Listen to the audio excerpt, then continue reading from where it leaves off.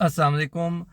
ये वीडियो आज मैं फैसलाबाद से आपके साथ शेयर कर रहा हूँ। अभी हालिया जो मुलाकातें हुई, जो मीटअप्स हुए पाकिस्तान के डिफरेंट शहरों में, जिनमें फैसलाबाद, गुजरांवाला, कराची, मुल्तान, रहीम यार ख़ान, हैदराबाद, बहावलपुर और दीगर शहरों में हमने लोगों से मुलाकातें की, मीटअप्स हुए और बहुत अच्छी गुफ्तगू और तबादला ख़्याल हुआ। उसको मैं चाहता था कि एक वीडियो बना के आप सबके साथ भी शेयर कर दूं, ताकि जो लोग उन मीटअप्स का हिस्सा रहे हैं उनके लिए भी एक याददाश्त बन जाती है, और जो लोग अपनी मसरूफियात की वजह से शामिल नहीं हो सके या अभी हमारे दीगर प्लान्स की वजह से हम उन लोगों के शहरों तक नहीं जा सके, तो उन तक भी हमारा जो इब्तदाई पैगाम है वो पहुँच जाए।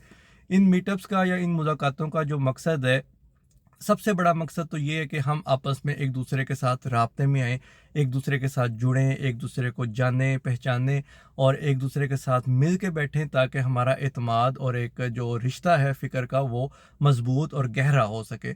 इसके अलावा जो 2 पॉइंट्स हम लेके चले हैं, जिनके ऊपर हम चाहते हैं कि आने वाले वक़्त में हम बहुत इफ़ेक्टिवली और बहुत जो है एग्रेसिवली काम करें, वो 2 पॉइंट्स ये हैं कि एक तो हम चाहते हैं कि हम अपने फ़िक्र के जो लोग हैं, इनके माइंडसेट के ऊपर काम किया जाए। इससे क्या मुराद है, ये भी मैं अभी बताता हूँ। और दूसरा जो अहम तरीन पॉइंट है, वो ये है कि जो हमारे पास जो वसाइल हैं, उनको हम कैसे ले सकते हैं। चूँकि ये 2 पॉइंट्स ऐसे हैं जो हम समझते हैं कि बुनियाद है किसी भी तहरीक की, किसी भी मिशन की, किसी भी चेंज या तब्दीली लाने के लिए ज़रूरी है। तो इन 2 पॉइंट्स को ही हम टारगेट कर रहे हैं इन मीटअप्स के अंदर, इन मुलाकातों के अंदर।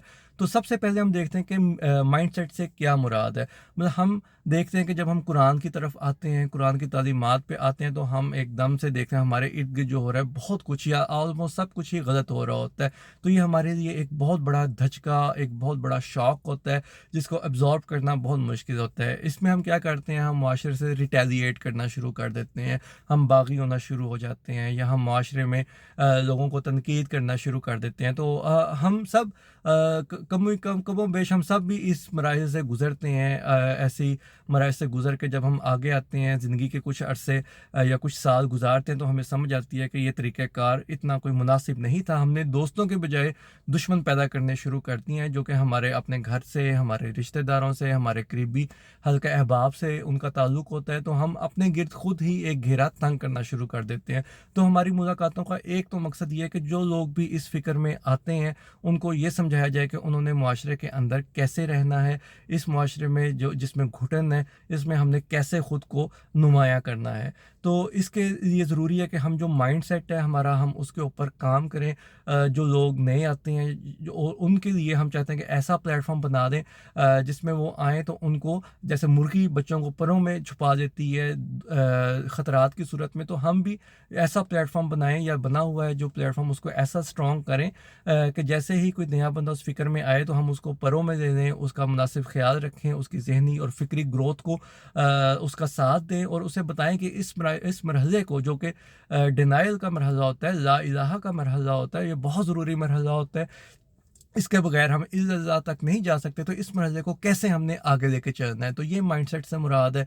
और इसके साथ-साथ हम ये चाहते हैं कि मुआशरे के अंदर हम अभी बहुत बड़ा रोल नहीं प्ले कर पा रहे, तो हम छोटा रोल प्ले करना शुरू करें। हम अपने ज़हनों में जो सवालात हैं, वो लोगों के ज़हनों में भी डालने शुरू करें, ताकि ये वो बीज होंगे जिनको हमने फिर कैटर करना है। लोग सवाल लेके आएँगे, इधर-उधर जाएँगे, इन्हें इन सवालों के जवाब नहीं मिलते, और ये सवालों के जवाब सिर्फ़ कुरान देता है। कुरान की जो असल तालीमात है, सिर्फ़ यही सच्ची तालीमात जो हैं, ये इन सवालात के जवाब दे सकती हैं। इसके अलावा जितनी भी तालीमात हमारे यहाँ आम है, चाहे वो कुरान से वाबस्तगी का इज़हार करते हों, चाहे वो कुरान से बेज़ारी का इज़हार करते हों, किसी के पास इन सवालात का जवाब नहीं मिल सकता। सिर्फ़ कुरान ही एक ऐसी सोर्स है, एक ऐसी किताब है जिसमें इंसानों के तमाम सवालात का जवाब जो है पोशीदा है। और जो लोग इस मरहले में अगले दर्जों तक पहुँच चुके हुए हैं, हम उनको अपने साथ कनेक्ट करते जा रहे हैं, ताकि वो नए आने वाले लोगों को रहनुमाई और फ़राहम कर सकें और उनके लिए मशरे राह साबित हों।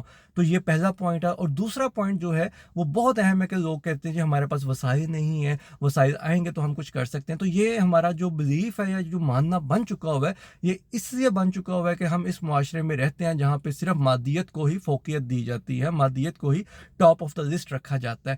تو جبکہ قرآن یہ کہتا ہے کہ جب آپ چلتے ہیں خدا کی راہ میں تو خدا آپ کے لیے راستے کھولتا جاتا ہے. خدا کہتا ہے کہ میں نے زمین و آسمان پہ رزق کے وسیلے پیدا کر دیے ہیں, تو جو لوگ اس کو ڈھونڈتے ہیں, اس کو کھوجتے ہیں, انہیں ہی وہ رزق ملتا جاتا ہے, اس میں ان کی فراوانی ہوتی ہے. اللہ کے بندوں کا کام کیا ہے کہ وہ اس رزق کے اوپر اپنا جو حق جمانے کے بجائے, اپنا جو گھیرا تنگ کرنے کی بجائے یا اپنی بالادستی کو قائم کرنے کی بجائے وہ اس کو لوگوں کے لیے کھلا چھوڑ دیتے ہیں تاکہ انسانیت اور تمام دنیا کے انسان اس سے فائدہ اٹھا سکیں. تو یہ وسائل ہم کہاں سے پیدا کریں گے؟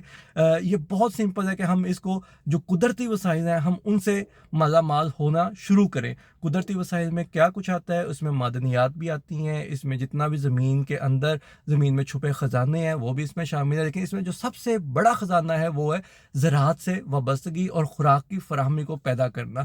یہ وہ چیز ہے جس کا ہمیں ڈیلی بیسس کے اوپر ہمیں اس کی ضرورت ہے. جیسے انسان کا بنیادی ضروریات میں روٹی, کپڑا اور مکان کو گنا جاتا ہے, تو مکان ہم زندگی میں ایک بار بنا لیتے ہیں, اسی میں رہتے رہتے ہیں.